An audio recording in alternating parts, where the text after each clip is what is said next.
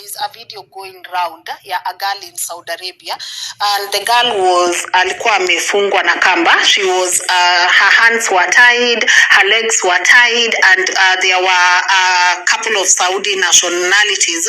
Here it's the brother and the people just who had given her the job that are beating her up. And I wish I could be able to put that video for you guys so that you can watch, but I cannot, because first, I don't think the family want to keep watching that video, and secondly, because it's so disturbing. So I'm just going to try and tell you just the basics. She was tied and they were beating her, they were hitting her head, and she was busy saying sorry. But unfortunately, I have sources that have told me from Saudi Arabia that she passed on. Now let's go back to our conversation, and even before that, may her soul rest in peace. Now back to this conversation of Saudi Arabia. I cannot emphasize the number of times I have sat on these chairs, or the number of times I have brought in victims of Saudi Arabia mistreatment. So, our girls go there a lot. And I remember in 2021, a report was issued by the Ministry of Foreign Affairs that we had almost 89 girls who died. I stand to be corrected, but we have lost almost 100 souls in Saudi Arabia. That's just Kenya alone. And I brought you stories of people who have lost their lives in Saudi, and if we were to go and cover all their stories, there would be many. But then this issue of the girl who died, now this she's Ethiopian, the one now who died in Saudi has raised a lot of mixed reaction. I went yesterday on my Facebook page and I asked people for their views, and it's the reaction that had me asking, are we getting it all wrong? Because the views were really mixed. Some people were saying apana, Wakenya pia ndio wanapelekanga kierere Saudi Arabia, and then some people were even asking, how come we have never heard of men complaining? It's always women and women and women complaining about how they are being mistreated in Saudi Arabia. So before I even read you some of the reactions, because I want to dwell on the reactions, since majority of them are giving these views, they've either worked in Saudi Arabia or some of them are still working in Saudi Arabia.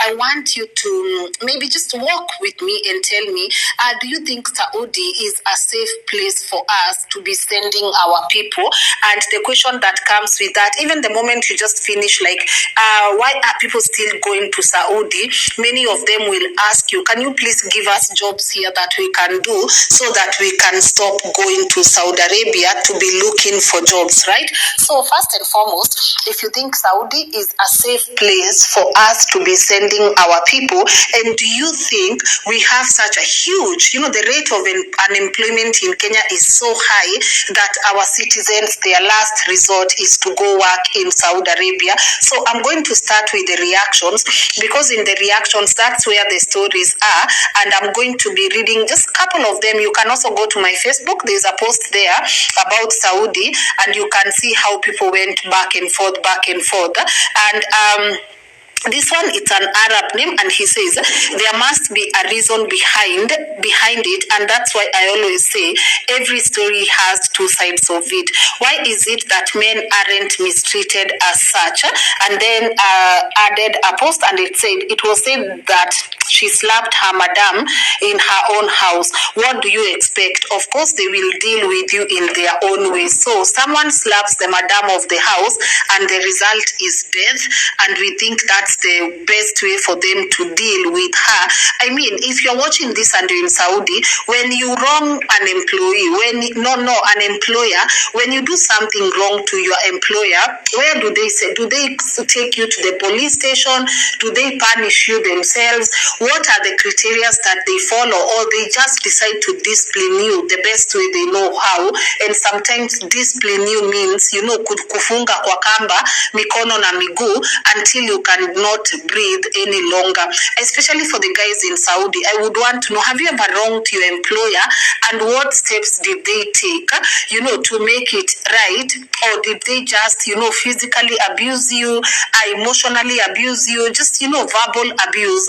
Or what what steps did they take to make sure it was handled? What happens to you when you abuse your employer in Saudi?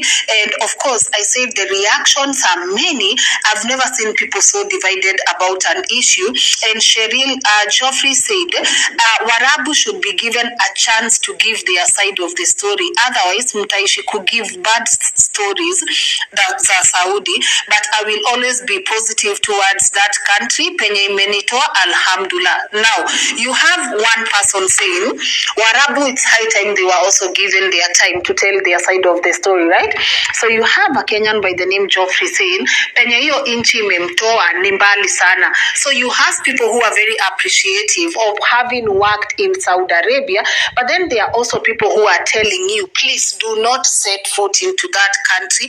And this is where I ask you guys, do you think it depends on who you are also working for? Because even in Kenya, you'll find bad employers and good employers. You will work for someone who is a complete douchebag, and then you'll just work for someone who is amazing. So did Joffrey maybe work for someone who is amazing, and that's why he feels the need to credit that country? Or is it time that we actually give the people in Saudi a chance to tell their side of the story? And of course the reactions continue, and we have Waweru saying those Arabs believe in instant justice. If you want to go to them, be ready to live by their rules.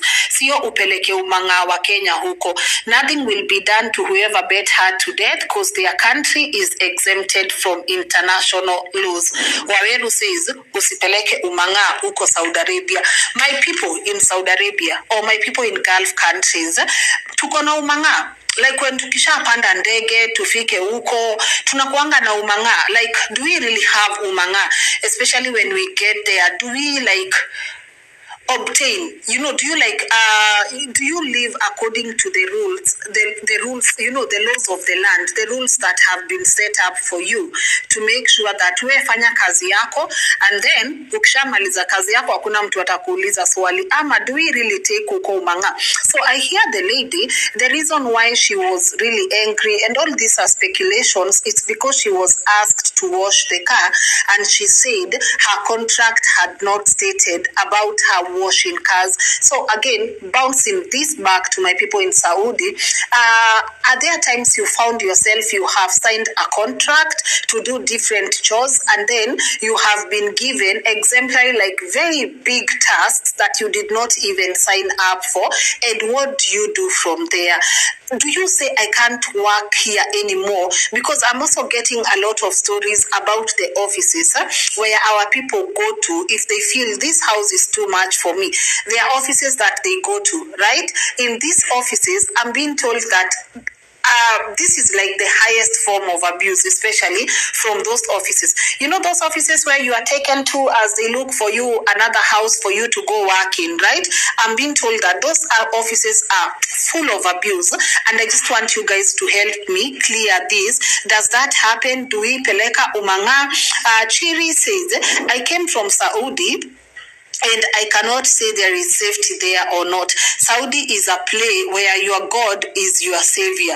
Na kama ni kama mchezo wa bahati nasibu. Diana says, honestly, sina maoni kuhusu Saudi Arabia being a good or bad country, because people are going there every day, regardless of the testimonials and stories on social media. For this, I choose silence. Wow. Diana hana maoni, yake ni none of the above, right? Yake ni none of the above. And she said something important. People, we are still taking so many of our young women and men in Saudi, regardless of the testimonials that we have had about Saudi Arabia, right? We have all witnessed families losing their, families losing their kids, relatives in Saudi. We've seen bodies, people just going for bodies at the airport. But then even no matter how many of these stories we get to hear, people are still willing to go and work in Saudi Arabia. So Diana says, yeah, ana maoni, because how come so many people are going there regardless of all the stories that they have had on social media? And of course, Kanyingi Joseph said, Saudi is a matter of life and death. Some do succeed and build their lives, while others suffer and come back home, either in caskets or mentally deteriorated. It's all about risk. It's unfortunate that they go there hoping for a good life. We feel them. Like, it's true, right? Who is packing their belongings, saying goodbye to their kids because they want to go and slay in Saudi Arabia? I have a feeling people just want to go work and have a better life, right? But then the moment you are told your kin died, your brother died, your sister died, please go pick them. I don't think anyone leaves this country with the aim of coming back in a casket. So even for them, it's a daring game, like, should I or should I not? Like, it's not an easy decision for people to make. And that's why I asked you, do you think the rate of unemployment in our country is the reason so many people are going to Saudi? And is it time that we completely came with a rule that just states that no Kenyan should travel to Saudi to work as a domestic worker? And of course, Miriam Alan says, the mention of Saudi only brings back memories about my only sister. What she went through in her employer's hands, only God took charge and brought her back home alive. Her life has never been the same again, but we thank God who tunamuona. Saudi Arabia ain't so safe for our girls. Yes, I hope you have heard the video and you have watched it, you have understood some points. So there are some things here I want to put across. Yes, people do go to Saudi Arabia because of unemployment, lack of jobs. That's why people do. There are so many people who does not have jobs. That's why they come to Saudi Arabia. The second thing is it also depends with the type of boss you have and also the type of person you are. Some people are rude, some bosses are good, some are bad, some people are good.